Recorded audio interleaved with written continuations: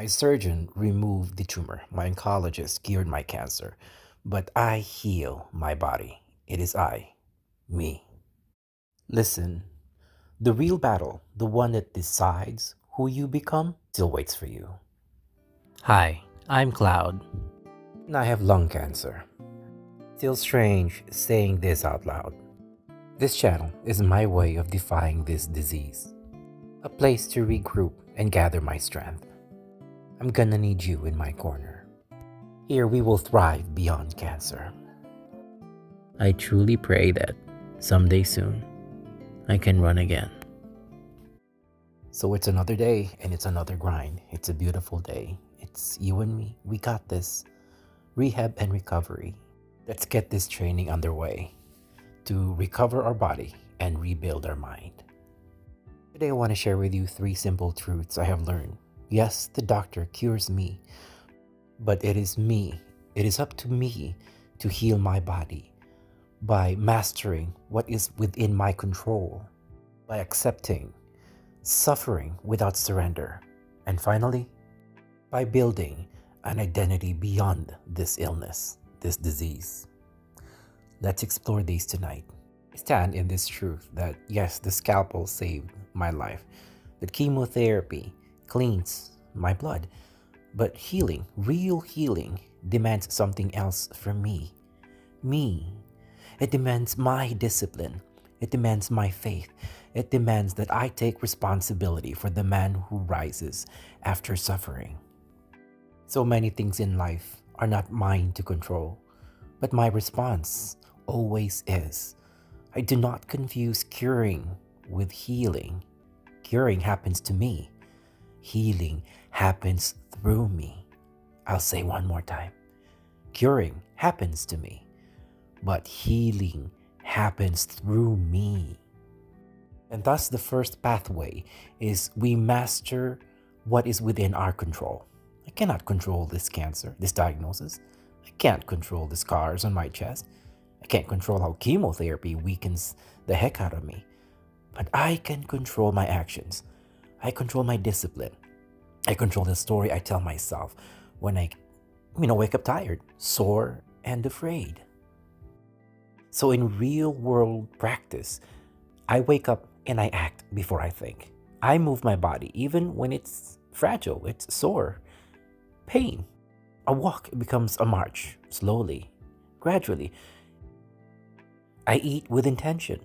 I plan my meals. I seek out what I know to be true and healthful foods. I don't just wait till whatever food falls on me. I seek it out. I research. I find the right proteins or the right supplements. I don't just eat for the purpose of rest and comfort. And I track small wins. Breathing better, a little better each day. Standing a little taller. Being able to last through my day and not feel exhausted like I used to. The second pathway is to accept suffering without surrender. Stoicism does not promise comfort. The Christian faith does not promise ease, but both promise meaning and realism. I have accepted that suffering does not break me unless I negotiate with it. I have become comfortable being uncomfortable. So how does that look in real world? It looks like this. I treat every recovery like a mini training camp. Some days I spar, some days I shadow box, some days I do this, I work out. Some days I sit in the corner and breathe and read about the philosophies of Stoicism. But I never stop moving forward. I stop pretending strength means feeling good. No, there are days that I feel rubbish. I feel exhausted. I feel tired. But I know that strength means staying present, even if I feel terrible, especially when I feel horrible. I allow pain to instruct me, not intimidate me. I learn my limits. How much can I do of what? And then I follow and I stay within my limits and gradually, ever so gradually, push a little bit beyond what those limits are. And beyond my gym, when I'm out and about, when I'm at work, and when I'm working with my patients. All these things. I seek to push my limits ever so slightly, ever so gently, every day, each day. Here's a hard truth I want to share with you. And here's kind of some place where I went wrong so that you don't have to. I thought toughness meant silence. I thought faith, meant pretending I was unshaken and unbroken. I stepped into the ring, swinging wildly, trying to knock cancer out with pride, with brute force and brute strength. That is how fighters gas out early. This is a long game. It's not a sprint. As in life, these are things that you learn after the fact. So I share with you. Truly, I ignored recovery. I ignored fear. I ignored the need for patience. As I've said in my previous videos, cancer does not get defeated by bravado. It gets outlasted by wisdom. Finally, the third pathway is to build an identity beyond the illness, this disease, this chapter of our lives.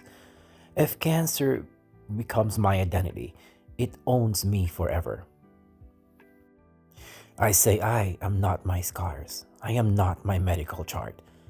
I am the man who chooses how to live after the storm.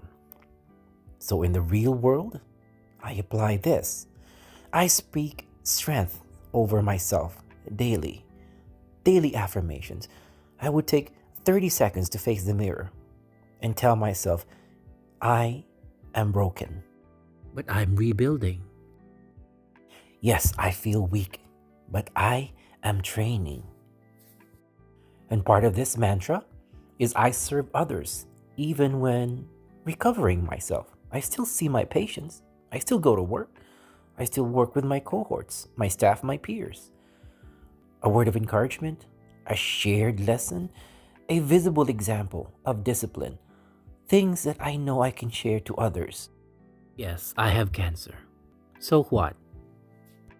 So nowadays, I rebuild my identity as a disciplined man who has faced mortality and did not fold.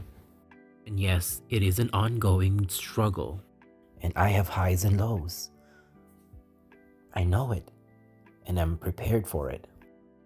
So now that we have all these three pathways, what do? Resilience is not loud. It is quiet consistency. So we have to keep doing these things every day, every week, every month.